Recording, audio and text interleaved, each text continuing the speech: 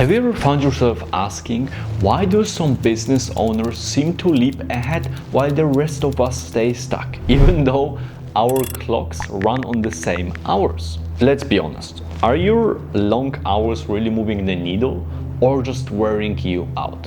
Here's the thought. Maybe it's not about pushing harder, but about putting your energy exactly where it counts. I'll hand you a strategy that is letting me condense what should take months into just weeks. Not luck, not talent, just a repeatable, practical process that some people may actually call luck. You've probably been told to hustle harder, but let's rethink that. It's easy to fill a calendar with work and still feel no closer to it or to your goal. So when I started, I measured my days in action. I'd see my inbox overflowing and think I'm winning, but my results told a different story. As the saying goes, in my own words, it's not about running faster, it's about running in the right direction. So here's a tough question. Which of your daily efforts can you genuinely say drove new leads or, for example, tangible growth last week? Because the fun fact is, studies show we waste huge amounts of time on distractions even as we convince ourselves that we are being productive. Picture a chef frantically preparing ingredients for dishes no one ordered. Busy? Absolutely. Effective? Not at all. So let's pause and flip the approach. I call my approach tackle. Track, assess, kickstart, and lock it. So let me walk you through. Track what truly matters. Take the emotion out of it, find your measurable indicator. When I wanted to grow, I wrote down actual numbers, how many pitches, calls, or proposals resulted in wins. If you don't track, you're guessing. And if there is anything I can tell you about sales or business in general, if you are guessing, you cannot improve. Assess for leverage. Once numbers are down, figure out which variable, just one, has the highest impact. Don't try to fix everything at once.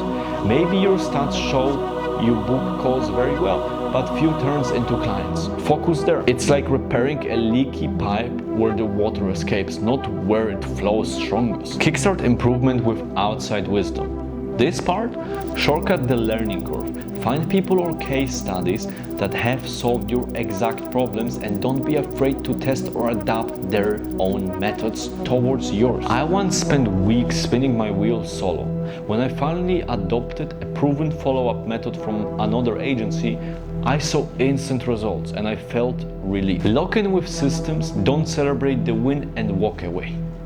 Automate the steps, write down routines or delegate repeating tasks that are just simply costing your time but are not moving any needle forward. Imagine creating a receipt book so you never forget the ingredients to success even as your business scales. Here is what made me hit that 7-figure milestone under 25. No exaggeration. I started saying no to busy work and yes to what measurably worked. I doubled down on what moved me forward and only added more once it was automatic. And let me admit, my journey was full of stumbles. But every breakthrough came from tightened focus on and building systems, not burning myself out. To quote a little wisdom I've picked up, real winners simplify, repeat, then scale. They don't just sweat more. Now let's recap the whole thing with me, yes? Nail down your key metrics and write them somewhere visible. Pinpoint one leverage point and pour your energy there. Find a high-grade solution, don't reinvent the wheel. Concrete it in your operations so you're never forced to start over.